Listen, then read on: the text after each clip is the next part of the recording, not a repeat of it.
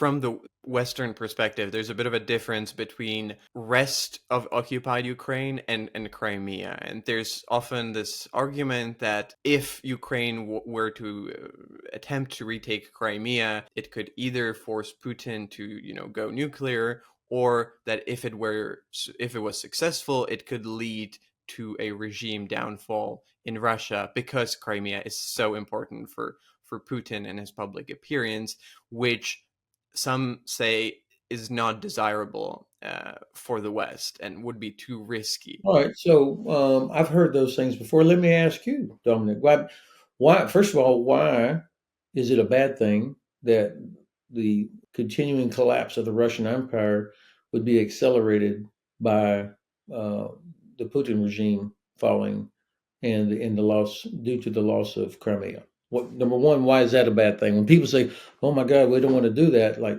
okay, why not? I mean, why is that a bad thing? Russia will never be a normal country until they are forced or they are freed from this empire led that benefits only a very small number of people. That would be my first question to somebody that says that.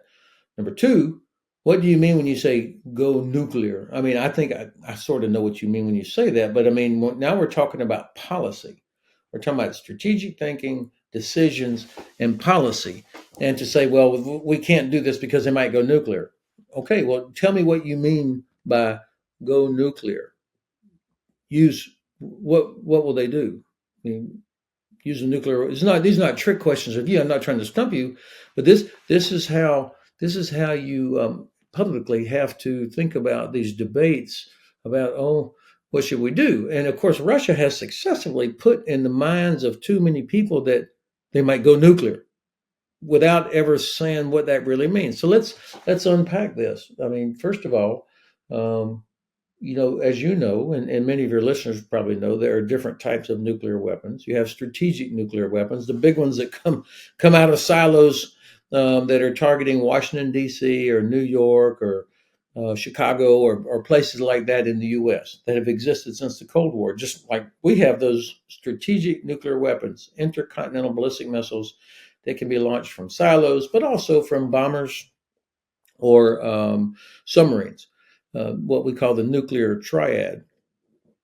And the whole strategic balance was based on the ability of mutually assured destruction. If Russia ever launched a nuclear strike, we would have enough that would survive that would go back, and the Russians believed that. So that's why for 70 years, well, since we both had nuclear weapons, we've never used them against each other. And then you have a much lower level. And by the way, that people think about nuclear, they think Hiroshima, Nagasaki, or the movie Doctor Strangelove, where the whole world ends up in a nuclear holocaust. But then you have tactical nuclear weapons, which are much smaller, lower yield weapons. They're still nuclear weapons, but nonetheless a significantly smaller yield that were developed in the Cold War by Soviet forces to destroy a portion of NATO defenses. Somewhere in the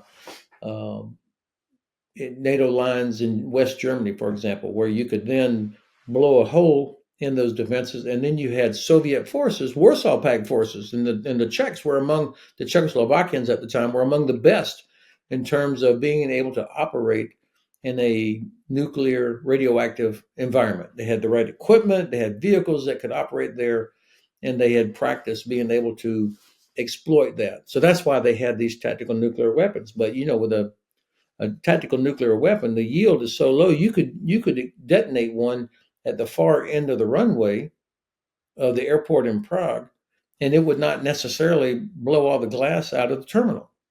I mean, it's a different kind of thing. So you have to think about. So Russia could go nuclear. How would they use an ICBM, a strategic missile, against the United States because Russia was about to lose Crimea? I'm pretty sure that's not going to happen. I mean, that would guarantee Putin's death, along with hundreds of thousands of other people. So that doesn't make any sense to me. On a tactical level, where is that place in Ukraine, let's assume it would be in Ukraine, that he would use a tactical nuclear weapon to achieve what? I mean, because there are no Russian troops that have the equipment and capability to exploit the gap the way Warsaw Pact did have it back in the Cold War. So, so there's no practical reason to do it. It's only the threat of doing it that gives them an advantage because they see that we deter ourselves, that we stop. Oh my God, they might go nuclear. But when you start thinking practically about it, and then I have to say, for the use of a tactical nuclear weapon, there's a lot of people that would be involved in that, and we would see it coming. Also, by the way, I mean, you got to get these weapons out of the depots. You've got to do a lot of things. You've got to marry it up with the launch vehicle, whatever it is. These are not something that in a couple of minutes come out of a silo somewhere. And I'm not entirely sure that every single Russian officer in the chain will do what they have to do. I don't know that, but that to me is a vulnerability. And then finally, my president has said catastrophic consequences of Russia if you use any nuclear weapon, catastrophic consequences.